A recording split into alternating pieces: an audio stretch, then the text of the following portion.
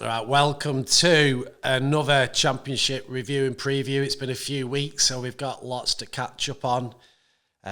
Some big games and big results over the last few weeks, particularly in the Bradford derby yesterday. But I'll pass that straight over to Mick. Where's Mick gone? Is he hiding? Don't want to talk about it. Come on, Mick. Don't be shy. It wasn't all that bad, was it? You're still in the playoff spots. I do this show independent of Bradford or Keighley or any championship club. Oh, where do I start? Just a quick one. We're back. You've missed us for the last couple of weeks, so we've got quite a bit to catch up on. But yeah, it is the championship and League One preview and review of what has happened. But just a quick one, Jimmy. It wasn't fun being in the Cougars bar yesterday after that result and performance. It was very lively. You know, can I say hats off to Keighley? You know, there was more people watching Keighley and Bradford than at Wakefield Hull KR and Huddersfield versus St Helens. That is massive news for the championship, and it certainly shows there is a lot of life, a lot of passion, a lot of emotion, a lot of feeling, a lot of support for Rugby League outside of the Super League. And my urge to the RFL and IMG is do not dismiss it. You know, listen to those clubs that don't agree with the proposals and try and work something out so you do get their support. But yeah, we'll start on that game because I think a lot of people are going to look at that performance and look at that result, because let's be brutally honest, we know that Cornwall had their first win at home against London Scholars. Yeah. Fantastic. Dewsbury had a really, when you look at that result to go to Rochdale are one of those teams who are going to be there or thereabouts. To put 50 points on Rochdale, that is absolutely phenomenal from Dewsbury Rams, and long may it continue with Liam Finn and everybody there. Barrow have picked up their actual first win of the season, beating Halifax, which we'll talk about. And obviously, and you know what? I was going to give it to Sheffield for beating Toulouse, but because I think I've actually downgraded Toulouse a little bit, and they're certainly going to be a lot more vulnerable on the road than I expected, the performance of the week simply has to go to Keighley Cougars. You know, they're unbeaten at home in 3. Rhys Lovegrove spoke to him after the game extensively. A real good 10-minute interview. You know, it's very Ian Watson-esque about the process. Even though results haven't gone their way, the players have always had that self-belief. They've still turned up to training. They're still doing what they've done in the pre-season, Jimmy, and they believe in that process. Yeah. And I think you saw it a little bit yesterday against Bradford, you know. I mean, let's just talk about the game. Keighley Cougars 34, Bradford Bulls 6, nearly 5,000 people at Cougar Park, their biggest crowd for many a year. It was almost like a throwback to 94, 95. You've got Mike Smith on the microphone pre-match. The game kicked off about 6 minutes late because of Mike Smith on the microphone drumming them all up. Nice. And let me just tell you as a broadcaster, it's certainly an interesting experience when you're at Cougar Park. They've got the music playing while the game's on, when you're getting the 20-metre line. It is a bit off-putting, but, you know, they've got that razzmatazz. You know, they've got that sort of party atmosphere, that feel back at Cougar Park. And it was great to be a part of that yesterday, because that's what the championship, it should be about, you know. Unfortunately for Bradford, they simply didn't turn up. I'll try and answer it the best I can. And when you look at the stats, and it was only really after the game that I crunched the numbers down, Bradford, that's probably their worst performance for many a year. We know last year they went up to Newcastle and they got beat by 53 points to 10.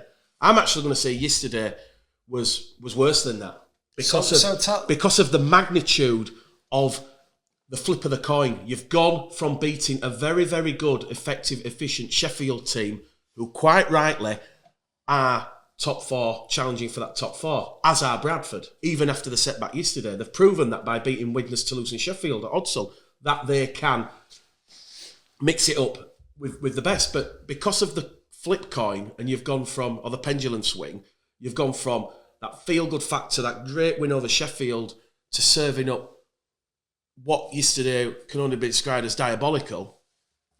You know. Well, let me ask you this, because I wasn't at the game yesterday, but I did see performance against York, which was, was a very...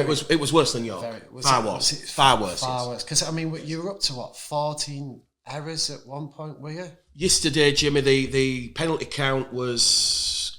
Bradford give Keighley 8 penalties, 2 set Ricky starts. That's 10. 17 errors. That is 27 times Bradford have given Keighley possession. Mark Dunning summed it up afterwards. We've disrespected the club, we've disrespected the shirt, we've disrespected the fans, we've disrespected ourselves. Bradford completed yesterday at 46%. Bradford, if they play like that against Midland Hurricanes in the Challenge Cup on Sunday, Bradford, that dream tie against Halifax in the next round, or Barrow, is out the window. It is firmly out the window because Midland Hurricanes will beat Bradford.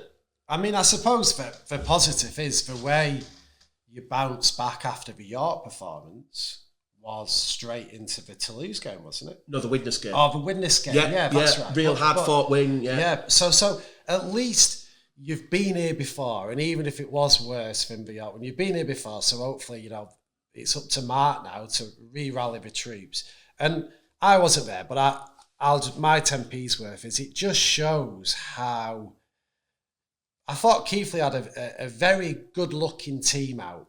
When I saw it on paper, you thought, this could be probably the best side they've had out all year. Correct. They've got Jake Webster in for that bit of experience. We've got Keighley back for that experience. The big occasion.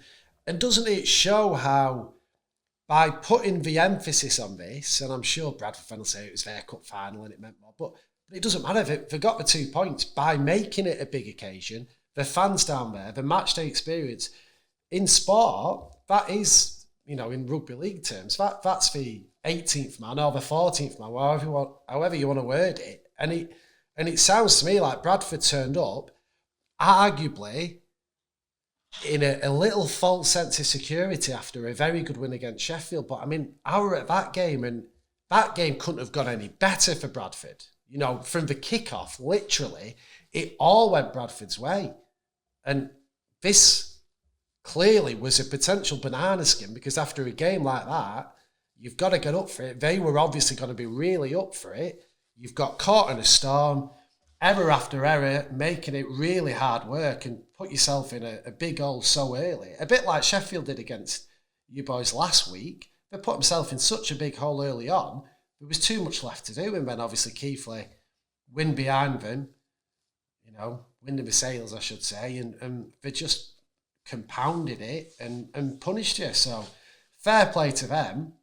As a neutral, a really good result in terms of the way the table's shaping up and just showing that, as we predicted at the start of the year, Keighley at home will pick up some big wins. Bradford are looking vulnerable away from home. One positive for Bradford, in my point of view, is you've learn how to play on that pitch at home and making that an advantage. I felt last year Odsal was a disadvantage for you. Correct. Whereas this year I feel it's an advantage and that could prove to be really important. But you've got to win those games away from home. And I know it's certainly only 3. Bradford's objective would be to win in them. And I know it's from a Bradford point of view, it's only 3 away games, 3 away defeats, and you can probably say, well, Featherstone, York, those are probably, if so maybe... Keighley, what I don't want to happen on the back of that performance yesterday, there's too much focus from my eyes on how poor Bradford were, but Keighley, they took the chances. Yeah, they deserve all the credit. Bradford, yeah, of course, it sounds like they had a bad game, but that's also obviously a big effect on and a result of how good Keighley were and how prepared they were for that game. 100%. Reece Lovegrove said he put Webster in. He's 39 years of age. He rolled back the years. He picked up a ball and went 60 metres and passed it on the outside to Graham, and Graham goes in at the corner in the second half, and that effectively rubber stamped Keighley's win at 28 points to 0. But what I want to say is, I think Mark Dunning has made a mistake as head coach, and I hope, Mark, if he watches this, he doesn't feel I've been unfair. I just think the cohesion of the team, it wasn't that much different to what we've seen in the last couple of weeks, because we've had a Liam Tyndall, We've had a Leon Ruin against Sheffield and a Corey Johnson. But I just think fundamentally, yesterday, Keighley versus Bradford, and I know when I spoke to Mark earlier on in the week, I don't think there was anything wrong with the question. How are you under illusions of how important this is? Are you telling your players what this is like? And I think it's very difficult when you're bringing in free from Leeds. A lot of what I'm trying to say fundamentally is I'm not blaming the players from Leeds. I'm just saying I think it's that decision to use those players from Leeds in a big game like this. Bradford only had 2 homegrown players in that 17 yesterday.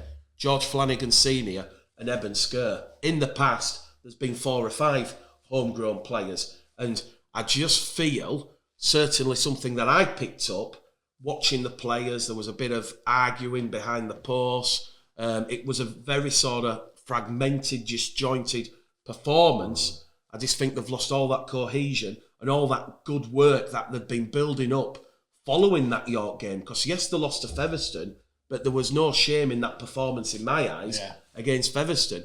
But I do feel probably picking Lewis Roberts over Defogging Johnson, picking Leon Ruin over Brad Foster is a mistake. Now the question I need to clarify from Mark and the club is, if Rowan Smith says these players are available and you take those players, do you have to play them? I need to ask the Mark that question, and I need to ask the club that question. Because if that is the case, then obviously those players coming in, that should have automatically, for Brad Foster, Defogging Johnson, or certainly Defogging Johnson, Ben Blackmore realising Tyndall and Roberts are coming, there's going to be no spot for them. Similar with the back row position. I just think it's a shame after the game to see Defogging Johnson, to see Brad Foster a little bit sort of, not I told you so, but you can tell when you read people's body language. And Mark Dunning, I'll give him credit. I asked him the question about picking Lewis Roberts over Defogging Johnson, and Mark said, Defogging Johnson has every right to feel aggrieved after that performance. It's tricky, isn't it? We talked about it 4 or 5 weeks ago, didn't we? When it happened the first time, and I'm very close to Defogging Johnson, and as I am with Liam Tyndall. So personally, it's a horrendous situation. But just keeping all that aside and just talking about the fundamentals of dual reg relationships, it's hard because we don't know the ins and outs. We don't know the full agreement between the two clubs. And whether it's Bradford and Leeds or anyone else, if the Super League club's deal is that when we have players available, they need to play, it's then very tricky for the Championship club to say, well, no, we don't need them and we don't want them this week, because in 4 weeks' time they might need players, and then the host club goes, well, you're not having them now. We're doing something else. So, and that is why I felt at the start of the year, Championship clubs who had bigger squads and could handle the week by week injuries. Sheffield Eagles, for instance. Sheffield, a good example. We're probably in an advantage in that case. But Bradford fans also can't have it both ways. Last week against Sheffield, some players came in from Leeds. I didn't hear many grumblings. You pick up a massive win and it's all rosy. Then you flip it to this week and it's the other side of it. And that is always going to be the issue with dual reg relationships, which is why there's just pros and cons, isn't there? Sometimes it can be great, sometimes it can't be, but there's no need to point the finger at individual players. Any fans doing that, I think, is harsh. I feel extremely sorry for D and Brad Foster, but I would do if there was another Bradford player taking their place who I personally felt, I can't believe you're putting them in over Brad. That's all. That's just personal stuff, which is not really to do with a fundamental discussion of dual reg and how it can work, and other weeks it might not. And that is, hindsight's an amazing thing, in it, so it's tricky. But like you said, I think all credit has got to go to Keighley for being well up for it. Yeah, and I think if Mark probably had his time, who knows, Mark might probably go back and think Defogging Johnson and Brad Foster, but credit to Keighley Cougars on that one, 34 points to 6. So that was the first game we've reviewed. Keighley Cougars 34, Bradford Bulls 6. Let's go to the Cumbrian Peninsula. Barrow Raiders 16, Halifax Panthers 12. A real close game, 10 points apiece at half-time. And fundamentally, it was a Jared Samet try early in the second half. And that was the sole sort of try scoring in the second half, because Halifax, of course, kicked a penalty with Joe Keys. So real tight game there at Craven Park. I wasn't there, Jimmy. I've not seen any highlights. I can only go off what I've read and what I've heard from Simon Griggs and Paul Carey, but a much improved performance by Barrow. I think they let themselves down on Monday night against Batley, which of course was switched at Dewsbury Stadium. 24-0. I know they scored a couple of late tries, which probably put a little bit of a gloss on that performance. Far too many errors on Monday night, but that's a huge result for them and their season, because it picks up their first win after they had the draw against Newcastle at home. And what it does, not just for Barrow's chances of escaping out of the relegation quagmire that they find themselves in this early part of the season, but when you look at that bottom part of the table, like your Swintons, your Whitehavens, your Newcastles, they're all now on either 4 or 3 points. And we said it was going to be incredibly tight, and I still stand by, if you isolate Featherstone and take Featherstone out of the equation, anybody in this championship competition, in my opinion, can beat anyone on the day from second right down to 14. If you do not turn up and you do not have that right attitude, and this might be, using yesterday with Bradford, who didn't turn up and didn't have that right attitude, you'll get beat. Yeah, I don't disagree. I still think, Featherstone had a very convincing win against York yesterday, but we had just started to see Fev rock a little bit. And I think that when Fev go to a few of these teams up at the top end of the table away, do I think Fev will go through the season unbeaten? No, I don't. So, but I still think we'll finish top. Yeah. But, I'm still hoping for a bit more excitement there. Barrow, for me now, they've got what a team to beat as well to get your first win. It's almost like a bonus 2 points in many senses, but because they needed it so much, they won't be viewing it like that. So I expect them to start slowly pulling themselves away and leave Newcastle, Swinton and Whitehaven down there. But look at Whitehaven's result last week at York. We talk about biggest upsets of the season. That is now, mathematically, in terms of how the bookies see it, handicap-wise, that is now the biggest upset of the year so far. So, I agree with you. The excitement's there, the unpredictability. And I go back to that game with Sheffield and Bradford last week. The momentum changes in rugby league games like no other sport, doesn't it? And as soon as that kickoff that Tom Holmes took went dead, I was like, oof, it's got to be one of those days for Sheffield and one of those days for Bradford. And that's what happens, isn't it? And that's why, we know and we've got a rough idea of which teams will end up in the playoffs and down the bottom. But like you say, on the day, anything can happen. And I really look forward to seeing Fev being tested when we're on the road a little bit more, because we've seen it happen to Toulouse twice already. Yeah. So, it's shaping up really, really nicely.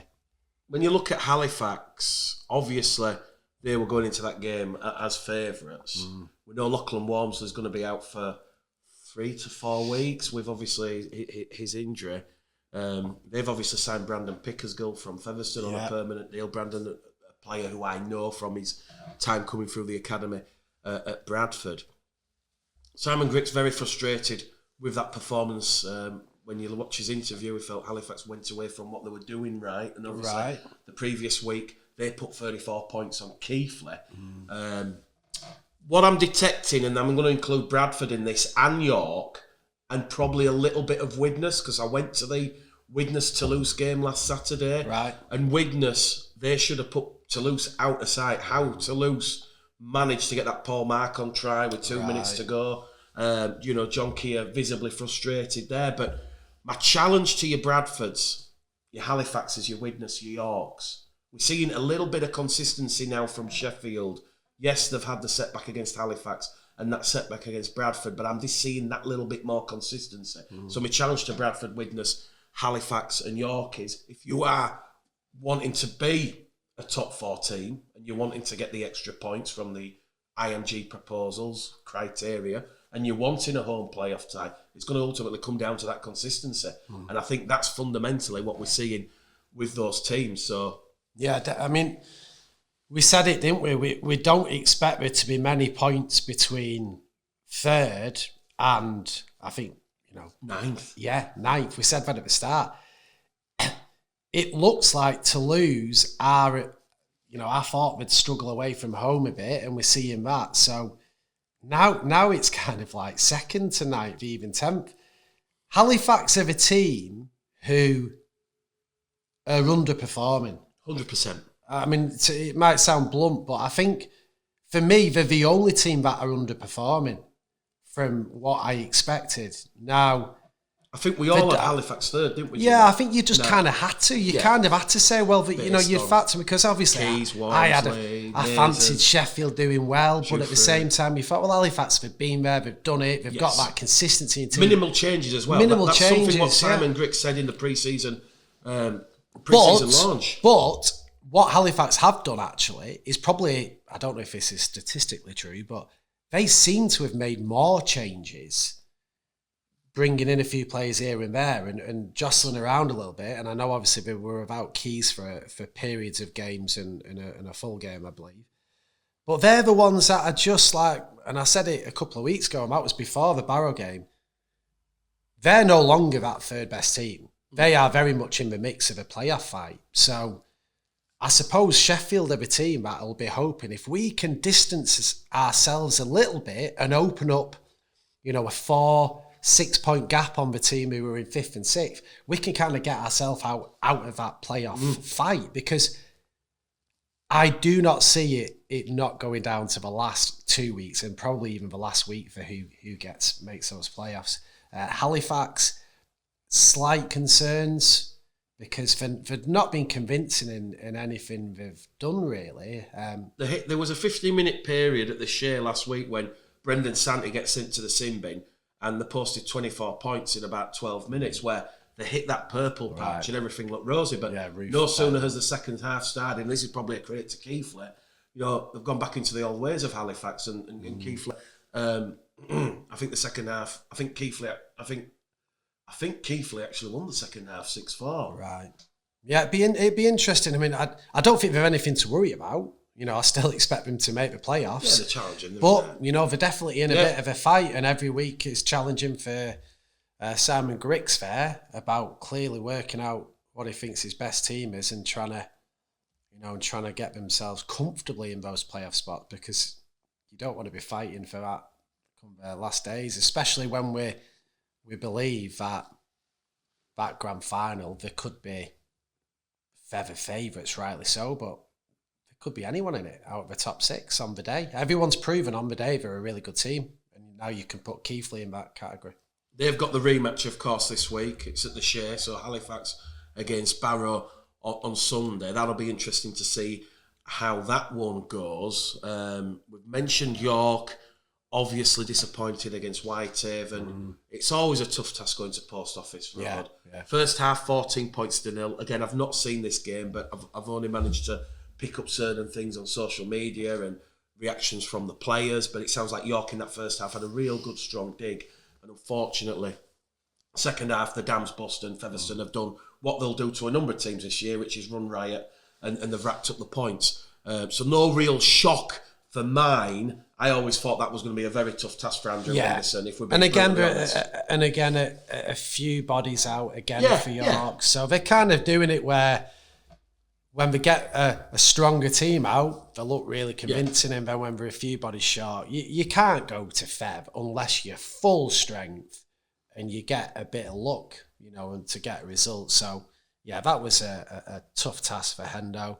I'm sure he'll be disappointed to see the score blow out like it did, as will the players, but it is one of those few games you can take the defeat on the chin. And they play Sheffield in the Cup on Sunday afternoon, early kick-off. On the BBC, yeah. So that'll be... Great game. That should be a cracker, shouldn't Hendo it? against his former team. London Broncos, very close fought win for Mike Eccles over Swinton at Plough Lane yesterday. Again, that is one of those games where if London are to get ever so slightly away from that relegation dogfight and potentially challenge for the top 6, you have to be beating a side, no disrespect to Swinton, but that will be one of those games where Mike Eccles has it down as a must-win. Yeah. And although it was probably a little bit harder than they envisaged, but ultimately they got the win. And again, it's proving once again another close game. This championship, very difficult to predict, very difficult to call, and that's what's really exciting and breathtaking about it. You can go to any number of games, and it's very difficult to predict who's going to win. I mean, by and large, this weekend's games, you probably would have had Featherstone beating York. I don't think anyone would have had Keighley beating Bradford by 34 points to 6, or perhaps even Sheffield by 32 points to 4 over Toulouse. Or Halifax getting beat by Barrow, who were winless. So, upsets. Upsets, and then in the games, some of the games way closer than you might have thought. So yeah, it's another great week in the champ. I'm absolutely loving it. Jimmy, absolutely loving it. It's brilliant. You know, I don't want to have a go at the Super League, but you know, I don't see the sort of, you know, in terms of the competitiveness and the close finishes and just how tight it is with the games going the distance. I just don't see that in the Super League. I know we saw it on Thursday a little bit. Obviously, it was a bit different. Well, that Catalans-Leeds game, you know, without veering off, you know, that was a special game. It was a very special game. But there's not been so many of them. Yeah, there's not been many. Just a little bit on London. Where do you see London, Jimmy? Because obviously they are now picking up the results. Yeah, I mean, and by and large, this season they have been in the grind. Yeah, but exactly where I expected to see them. Just not getting dragged into that relegation battle, and I don't think they will. Simple as that for me. I think they'll. That's, you know, where they are now. You know, just below the playoffs, but closer to the playoffs than the relegation battle. You know, it's shaping up in large how I expected it. With the exception of Barrow, who I think will probably, they only need a win or two to probably get themselves out. Newcastle, Whitehaven and Swinton, for me, are going to fight it out. Yeah. Still as we thought at the start of the year. I think for Newcastle, obviously, who went down narrowly to Widnes, I'm not sure just what exactly happened there, but it was 24 points to 0 for what must have been 75 minutes. It was only the last 5 minutes where Newcastle have gone back to back to back and scored 3 tries, and you're probably almost thinking, Chris Bourneman's probably thinking, where was that, 20 minutes earlier? But, again, Newcastle, no disgrace going down to Widnes and losing by just 8 points. But what's worrying for me about Newcastle Thunder, and I mentioned it a few weeks ago, they have the worst defence in the Championship. They do seem to be leaking a hell of a lot of points, and that's some area, or one area where Chris Foreman probably does need to focus his attention, because London went up to Kingston Park last Saturday and they beat them by 36 points to 6, which was, again, by and large, another shock result, because Newcastle were favourites for that game. Were they? Yeah. London were getting 8 on my God, I wouldn't have had it that way. Yeah. But again, I think I am thinking of London maybe a bit higher than some do. Don't forget, at that point, Newcastle were above London, Jimmy. So it's crazy what happens in a week in the Championship. True. You've only got to look at Batley and Craig Lingard. Those 2 wins now over Barrow, and obviously going up to the recreation ground and beating Whitehaven. Never easy, always a difficult place to go. All of a sudden, Batley are now in the mix with Bradford, Halifax, Widnes and York to try and get in that top 6 and break in that top 6. And, I know you can probably use the barometer of Batley are playing teams in and around them. They're not facing a Sheffield or a Toulouse or a Featherstone for that matter. But credit where it's due. Craig Lingard has them once again firing on all cylinders, and you'd probably say Batley are overachieving once again. Yeah, well, that's it. If they can stick in there, you'd expect that. York as we said, when bodies are back, when bodies are back, they're going to continually get better and better. So yeah, it's good. It's good to see. I mean, last time we did a show, Batley was still struggling, but we had no doubt they would start to get into the stride and be harder. So for me, it's just increasingly shaping up what we expected, jostling for those playoff spots, because that's what it's all about, isn't it? You know, it's great to have a good start. More important to have momentum going into the playoffs, but let's be honest, it's all about that one game in the championship, and it's getting yourself in the playoffs to have a chance of getting to that final, and then who knows, it could be the last chance we have to get promoted to the Super League forever. You know, it really could. Well, you know, when you think of it like that, it could be the last chance to do it. It will be, what? Because if you for the foreseeable future, certainly for the next 12 years, if we all believe in the IMG proposals and support them. Just a final point again, Jimmy, like you say, Whitehaven went to York and got that fantastic win, and then this is a game Jonty Gawley's probably licking his lips. We've got Batley, you know, they played Monday night and it's not gone the way. Again, I've not seen the game, you know, when Jimmy's out at Sheffield, Toulouse, I'm out at Keighley, Bradford. Very difficult to actually watch the games, you know, ahead of when we do this preview show. So can only really, you know, talk about what we've heard and what we've read online in the news. But again, you know, a real close game, you know, that went the distance. 2 points between London and Swinton, 2 points between Whitehaven and Batley. You know, no surprise, those sort of teams are all kind of grouped in with one another.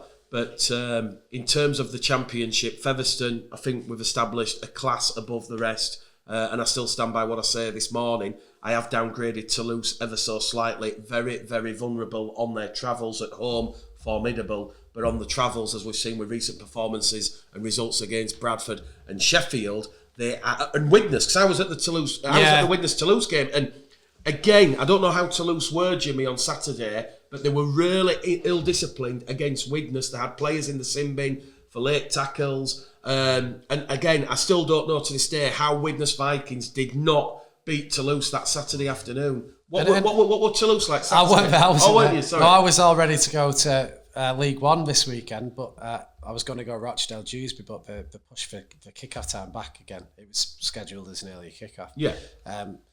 But, I mean, Toulouse's squad size that we talked about, it's hampering them. Does leave them exposed, And losing Ollie Ashall-Bott is a huge attacking threat for them. The speed he's got and the danger he brings. So it just makes it that little bit easier for teams to prepare.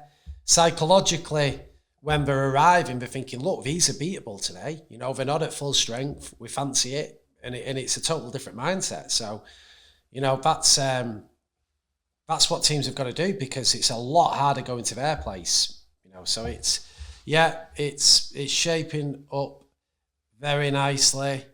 And like I said before, I still think Fev will get a couple of tough games when we go to Sheffield. I think they've still got to go to Widnes. They've got to come to Bradford. And of course go to Toulouse. Yeah.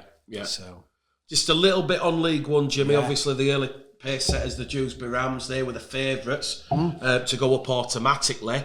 Obviously behind them, you've got your Hunslets. Well, Donny is still unbeaten. I know Doncasters. I want to say Doncaster didn't play because obviously of the way the fixtures work out. But how do you see League One? Because, you know, we've seen Cornwall. They've picked up their first win of the season, their first win at home. We cannot digress that and ignore that. Well, you gave the team of the week to Keighley. It was very, I totally get why, and it's certainly very honourable of you. But I've got to, you know, we've got a lot of lads down at Cornwall. We know the journey they've been on. We've worked with the club a lot, and it was on. Yes, it was always going to be on. London Scholars at home. With respect, there's no West Wales anymore. London Scholars is the one you've got to line up and think, look, this is the one for us to win. We've got to win this. And we got off to a flying start. All our lads had blinders, and the team and the fans and John Beach there, everyone involved. what a game that would have been to be at. It sounds like it was a brilliant day. So they're getting my team of the week, no doubt about it, making history, first home win. And they'll hope that they can pick off a couple of others as well. Yes, the top of the table, the bookies are very rarely wrong. They had Dewsbury as quite short favourites, then Donny in behind, and then there was a bit of a gap. It's rude to call it a two-horse race, but it is starting to look a bit like that. We know that Oldham, Hunslet were really impressive on day one against Donny. They can mix it up. Workington, the away trip to Workington's tough for anybody. Yes. They're starting to gather a bit of momentum. Dewsbury, undoubtedly the team to beat. They've really put Rochdale to the sword. I know a few of the lads at Dewsbury had said even in their early victories, they actually felt they could have done a lot more and they could have punished teams a lot more. So I was, of course, surprised to see it blow out how it did, but at the same time, there was sounds that Dewsbury have got these performances in him, as they continue to get better. So that again, there's no real surprises. There's no one. It's still early doors, but it's kind of shaping up as we'd expect. Dewsbury played Doncaster on the last game of the season, and we shouldn't get too far ahead of ourselves. But wow, can you imagine if it comes? Is that at Doncaster or Dewsbury? I'm not certain. I think it's at Donny. But Can you imagine if that last game is to decide who gets automatic? But that I'm as always I'm getting too far ahead of myself. But yeah, brilliant for Cornwall. Midlands Hurricanes fighting again. Yeah, they're very respectable season so far. Yeah, they've been really competitive, and I'm actually looking forward to seeing them when they come to Odsal on Sunday to face Bradford in the Challenge Cup. So really looking forward to seeing what the Midland Hurricanes are about. A few people have asked, why have Hunslet changed their ground? Why have Midland Hurricanes? Fundamentally, they can't accommodate the crowd that's expected at those games. So obviously, good luck to Rochdale Mayfield and Hunslet, if I've got it right, Amateur Rugby League Football Club. It's not Hunslet Hawks. Obviously, they lost to Keighley in the previous round. But yeah, we wish the two community clubs the very best of luck. And as we say, there's some tasty fixtures in the Challenge Cup this week. We've got London against Doncaster. I'm really looking forward to that one on Saturday. Obviously, I can't go, Jimmy, but that'll be a nice test to see how Doncaster are firing, and Richard Orne and Carl Hall will obviously go down there fairly confident. They've had a strong start to the season. London, obviously, will be really impressed after and full of confidence after recent performances, back-to-back wins over Newcastle, and of course the Swinton Lions. Tie of the round is York against Sheffield, arguably. Andrew Henderson's former team going up there, and I tell you what, Mark Aston, I know they had an off day against Bradford, but even now, Jimmy, after that disappointment against Bradford, they've answered a very, very vital question against Toulouse. They probably are, at this moment in time, just that further in front of Widnes, Halifax, Bradford, Batley and York. I think so. I think just a little bit I've got because of the squad depth for mine. Yeah. They're not having to rely like Halifax have chopped and changed dual reg. Bradford chopping and changing and dual regging. I think having that consistency, that continuity goes a long, long way, albeit they did have that off day against Bradford. Yeah. And I think if you look at their two defeats for Bradford and Halifax, you watch those games and you think, there's not much. Bradford's amazing start. Halifax could have easily won that game. So disappointing defeats, but nothing to be that concerned about. They've not been hammered. It's not been a real worrying performance. And at the same time, the way they bounce back to sort out Toulouse this week, it just gets rid of that Bradford game. Yes. If they'd beaten Bradford and they beat Toulouse, they're in second. But priorities first, just to get those points back on the board. So yeah, they've had a great start. They've got a tough cup game going away to York. I think York will have a couple of bodies back that they didn't have this week, so that'll be tough. But I'm really looking forward to Dewsbury Widnes. Let's see where Dewsbury. If it was at Widnes on the fast pitch, you'd kind of think, well, you do well. Potential cup shot there, Jimmy. If there's going to be an upset this week, I think that's the game. It's got to be, Annie. Dewsbury, they're used to winning. They're used to scoring tries. They're getting plenty of opportunity to practice in good ball. Of course, it's a massive step up in opposition. You know, I've tipped Widnes to make the playoffs this year. I've no doubt what they're capable of. But on a muddy pitch at Dewsbury, you know, like I say, if it was at Widnes, you'd be thinking, can Dewsbury get within 20 of them? Whereas this, there's no reason for me why they can't make that a real tight game. And if they can't, then fair play to Widnes, and it shows that there's still a fair gulf between. But I spoke to a lot of the Dewsbury lads, and they feel, and it's hard to judge, but they feel that they're better than they were last year. Wow. You know, they're a better team. Wow. They're playing better, but this will be a huge test. Well, Jimmy's going for that one as a potential shock.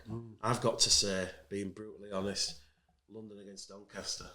I'm not saying Doncaster are going to get it done, but that's the one I'm highlighting on the Saturday at 3:00. Well, look, it has been the Championship and League One preview and review. We have missed you, you know, throughout the last couple of weeks. I've had an operation and surgery, and Craig's obviously called time on his involvement on the full 80 minutes. But, you know, be rest assured, Craig's still going to do inside the deals. We're going to, you know, you're still going to hear from Craig and hear his views on this channel. But yeah, as always is the case, give us a thumbs up, a like if you're enjoying the Championship and League One and full 80 minutes content, and don't forget to subscribe and tell your friends we're back. And thank you for everybody else, you know, everyone, this is from the heart here, all the lovely comments. I don't think I really mentioned it on the full 80, but, you know, when there was a bit of confusion, is that it? Is the show done and dusted? Is there any more Championship, any more League One? You know, no, we're back, and what a fantastic season it's going to be for life outside Super League, and that's partly why me and Jimmy are giving up our time, and Joe when he's back from America, because me and Jimmy